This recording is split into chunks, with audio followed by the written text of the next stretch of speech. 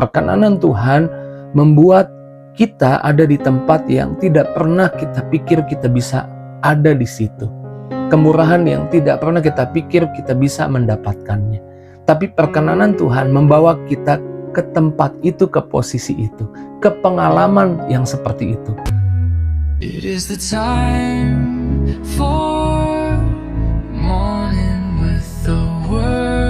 Puji Tuhan, selamat pagi, bergabung lagi di Morning with the Word di pagi hari ini. Apa kabarnya? Saya percaya kasih Tuhan, perkenanan Tuhan, perlindungan Tuhan ada buat setiap kita. Pagi hari ini saya mengajak setiap kita ambil waktu merenungkan firman Tuhan sebelum kita menikmati berkat yang kita yakini, kita imani Tuhan sudah sediakan hari ini buat kita. Kita perlu mengingat bahwa ada kasih Tuhan yang besar dalam hidup setiap kita di tengah dunia yang penuh tantangan, dunia yang penuh dengan masalah, urusan-urusan yang harus kita selesaikan, harus kita bereskan, ada hal-hal yang kita hadapi.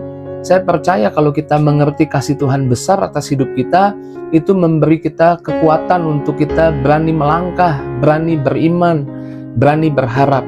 Yuk kita buka ayat firman Tuhan di dalam Roma pasal 8 ayat 38 dan 39. Di sana dikatakan, sebab aku yakin baik maut maupun hidup, baik malaikat-malaikat maupun pemerintah-pemerintah, baik yang ada sekarang maupun yang akan datang, atau kuasa-kuasa, baik yang di atas maupun yang di bawah, ataupun sesuatu makhluk lain, tidak akan dapat memisahkan kita dari kasih Allah yang ada dalam Kristus Yesus, Tuhan kita.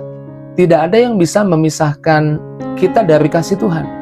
Kita perlu memahami ini di tengah banyak tantangan, banyak masalah, dan saya percaya kalau kita paham ini yang buat kita menjadi kuat, berharap lagi, melangkah lagi, beriman lagi. Saya jadi teringat kisah yang Yesus sampaikan di Lukas 15 tentang anak bungsu, anak yang terhilang. Karena di Lukas 15 ada domba yang terhilang, ada dirham yang terhilang, dan terakhir dalam perumpamaannya Yesus katakan anak yang terhilang. Anak ini adalah seorang bapak punya 2 orang anak yang sulung dan yang bungsu. Yang bungsu menuntut harta warisannya dibagi. Setelah harta warisan dibagi, yang bungsu meninggalkan rumah bapaknya, berpesta pora sehingga dia menjadi miskin di luar rumah bapaknya, menjadi kekurangan dan hidup sulit karena di luar rumah bapak. Satu kali kemudian dia berpikir untuk pulang ke rumah bapaknya. Dan Alkitab mencatat ketika dia perjalanan pulang ke rumah bapaknya, dari jauh bapaknya sudah menunggu. Dan Alkitab berkata ketika bapaknya melihat anaknya kembali, bapaknya kemudian berlari ke arah anak itu. Kemudian Alkitab kalau kita baca di Lukas 15, Alkitab berkata bapaknya mencium. Kalau dalam teks bahasa Indonesia mencium, tapi dalam teks bahasa Inggris mencium berkali-kali. Menciumi anaknya dan bersukacita lalu memberi perintah kepada para pegawainya untuk membawakan dia alas kaki, cincin, dan kemudian menggunakan jubah yang baru, mengenakan jubah yang baru, lalu memotong lembu tambun, dan ayahnya berkata, mari kita berpesta sebab anakku yang hilang telah kembali. Bahkan anaknya tidak sempat untuk minta maaf, bapaknya sudah memeluk, bapaknya sudah menciumi anaknya ini. Ini gambaran yang Allah berikan buat kita bahwa kasih Allah tidak pernah pergi dari hidup kita sekalipun seringkali kita gagal. Karena buat setiap kita yang merasa jauh dari Tuhan, kembalilah kepada Tuhan pagi ini, datanglah kepada Tuhan. Bahkan ketika engkau baru tutup mata saja, saya percaya hadirat Allah memelukmu, hadirat Allah menciummu, hadirat Allah memberikan engkau pesta dan kebahagiaan. Yakinlah bahwa kasih Tuhan ada di hidupmu. Seberapa besar pun tantangan masalah, miliki iman. Tidak ada yang bisa memisahkan kasih Tuhan atas hidupmu. Dan itu yang membuatmu pagi ini kembali berharap, kembali beriman, percaya menghadapi masalah karena Tuhan pasti buka jalan, karena Tuhan pasti kirim pembelaannya, Tuhan nyatakan kasih-Nya buat kita. Tidak ada yang bisa memisahkan kasih Tuhan dari hidup kita. Dan pagi ini sadari bahwa kita hidup dalam perkenanan Tuhan. Perkenanan Tuhan ada di atas kepala kita. Tuhan berkenan atas hidup setiap kita yang percaya kepada Yesus. Di dalam Efesus 1 ayat 6 dikatakan, supaya terpujilah kasih karunia-Nya yang mulia, yang dikaruniakannya kepada kita di dalam Dia yang dikasihinya, di dalam Yesus. Supaya terpujilah kasih karunia-Nya yang mulia, yang dikaruniakan kepada kita di dalam Dia yang dikasihinya. Percayalah dalam hidup kita ada perkenanan ilahi, dan perkenanan ilahi membawa kita ada di tempat yang tidak pernah kita pikir, ada di berkat, ada di keberuntungan, kemurahan yang tidak pernah kita pikir bisa kita alami. Bahkan mungkin jika dengan kekuatan kita tidak bisa sampai di titik itu, tidak bisa menikmati kemurahan itu. Kalau kita baca dalam Ester 5 ayat 1-3, di sana Ratu Ester adalah ratu yang terpilih menjadi Raja Ahasiweros dan hendak menghadap kepada raja. Tapi untuk kebiasaan yang terjadi di zaman itu, jika ratu tidak dipanggil oleh raja, maka dia tidak boleh menghadap kepada raja. Kalau dia menghadap kepada raja, ini seperti gambling, ini seperti bertaruh. Karena jika raja tidak berkenan, dia bisa mati. Raja bisa murka. Tapi jika raja berkenan, mungkin saja dia bisa menerima kebaikan. Tapi kita tahu akhirnya Ratu Ester tanpa diduga, raja justru berkenan kepadanya, berkenan menemuinya. Bahkan dikatakan bahwa raja menyambutnya dengan penuh kasih dan menawarkan separuh kerajaannya. Perkenanan Tuhan membuat kita ada di tempat yang tidak pernah kita pikir kita bisa ada di situ. Kemurahan yang tidak pernah kita pikir kita bisa mendapatkannya. Tapi perkenanan Tuhan membawa kita ke tempat itu, ke posisi itu, ke pengalaman yang seperti itu. Pagi ini saya nggak tahu masalahmu apa, saya tidak mengerti apa yang sedang kau hadapi. Tapi pagi ini firman Tuhan mendorongmu untuk percaya bahwa sesulit apapun masalah di hidupmu, semenakutkan apapun tantangan di hidupmu, miliki iman, ada perkenanan Tuhan di hidupmu. Bahkan pagi ini kau yang menyaksikan Morning with the Word boleh pegang dadamu dan bilang, aku percaya ada perkenanan Tuhan atas hidupku.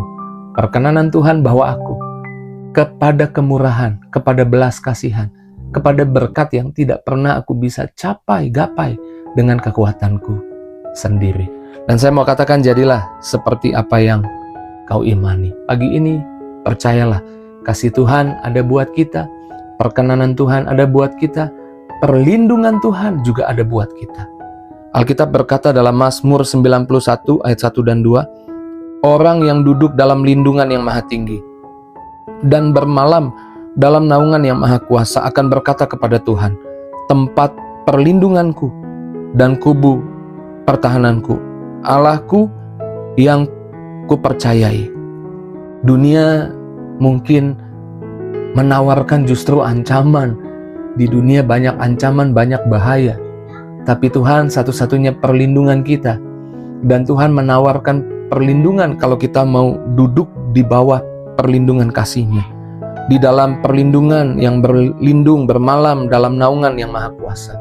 Kepada setiap kita yang berlindung kepada Tuhan, menerima perlindungan ilahi, perlindungan yang, sekali lagi saya ulang, jika dengan kekuatan kita, kepintaran kita, kemampuan kita, kita tidak bisa mengalami perlindungan itu. Ingat ketika Daniel dilempar ke gua singa, apa yang terjadi? Ada perlindungan Tuhan. Tuhan membuat singa-singa yang kelaparan kalau kita baca di Daniel 6. Tapi Tuhan menutup mulut singa-singa itu sehingga tidak membahayakan Daniel. Dan kemudian Tuhanlah yang menaruh belas kasihan, mengingat Daniel di hati raja, dan raja mengunjungi gua singa itu dan memanggil nama Daniel. Dan kemudian Daniel menjawab. Dan kemudian raja berkata, Allahmu yang kau sembah selama ini telah menyelamatkanmu. Dan akhirnya Daniel justru dipromosi. Ada perlindungan Tuhan yang membawa kita justru kepada promosi. Saya nggak tahu masalah, tantangan yang sedang kau hadapi apa di pagi ini. Tapi pagi ini firman Tuhan sedang meyakinkanmu. Firman Tuhan sedang mendorongmu bahwa di hidupmu ada kasih Tuhan yang tidak bisa terpisahkan. Ada kasih Tuhan yang tidak bisa diambil dari hidupmu. Kasih Tuhan yang selalu menjangkaumu. Ada perkenanan Tuhan yang membuatmu mengalami hal-hal yang supranatural, yang ilahi. Dan ada perlindungan Tuhan di hidupmu. Hadapi hari ini, hadapi tantangan yang sedang kau harus hadapi. Hadapi setiap masalahmu dan lihatlah, kau akan mengalami kasih Tuhan, perkenanan Tuhan, dan perlindungan Tuhan. Puji Tuhan, pagi ini Tuhan sungguh menguatkan kita, Tuhan sungguh memberkati kita dengan firman-Nya. Dan mari kita tutup renungan pagi ini dengan doa dan ucapan syukur. Saya mengajak setiap kita, mari berdoa. Terima kasih Tuhan buat firman-Mu yang sederhana, yang mengingatkan kami bahwa ada kasih Tuhan yang tidak bisa terpisahkan dari hidup kami. Ada perkenanan Tuhan yang bisa membawa kami melihat kebaikan, kemurahan.